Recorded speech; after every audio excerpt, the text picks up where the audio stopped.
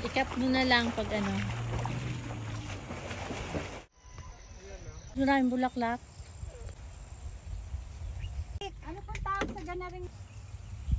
Yan. Ayun na. Ang putik. Diyan po kaya kayo. Oh, sige. Kahit saan Dito man. kahit saan eh. Maputik. Wala tayong magagawa. Ito, anong tawag po dito sa halaman na yan? Silosya. Ayan guys, ito yung aming ibubi. Silosya at Cosmos. Mayana. Silosya. Oh. Mayana, Alam ko silosya. ba natin dito doon? Ayan yung kanilang. Ayan naman po. Flower kasi inulan. Papalisin na daw yan. Ayan. Pero dati maganda yan.